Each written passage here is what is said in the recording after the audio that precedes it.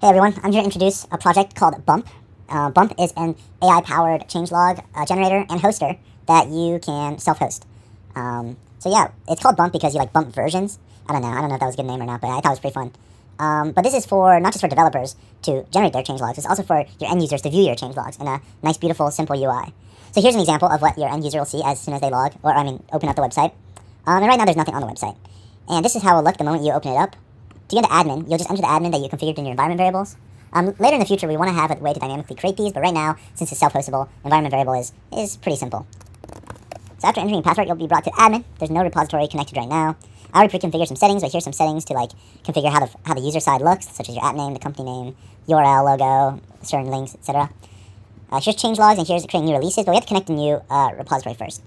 So let's quickly go and connect it, and we can install the Bump agent. And so then we can choose a branch, or sorry, not a branch, but a repository to utilize. So the philosophy that we have is that we don't create changelogs per repositories, but we create changelogs per products. And products can be a bunch of repositories grouped together. But for right now, we'll just use Bump. Bump is our repository. And I'll quickly show you that it says that new work is selected automatically, but there have been no new commits since we've added it. But that's fine. That's fine, because we can actually still select it and customize a specific range for us to generate these changelogs from. Let's select the arbitrary range, and let's start generating a draft.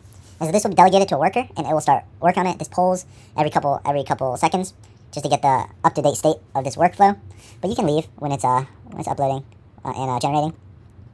Give you some logs. So right now, 7 sources, 61 changed across 1 repository. Okay, great. So now they have the generator. So you can see the release details, such as the title, the summary, and each individual item. You can mark them as breaking changes if you want. I'll just mark one as a breaking change right now, even though it is not.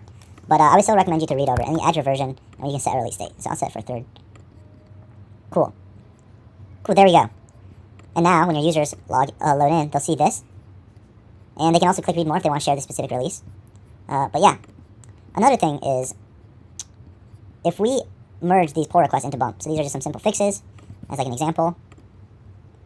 Boom. Let's merge this one.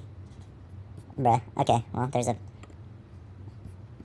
merge conflict. Okay, well, anyways, we merge those. And you'll see that now it auto-selects itself because there's 3 pending commits to add. But for this one, while you could just click generate draft, what I actually want to show you is that we actually were able to ship an MCP server along with it. Now you do have to manually configure the token that you generated into your environment variable. This is not ideal, and ideally we'd have some sort of authentication screen, but just for simplicity's sake, this is how we went about it.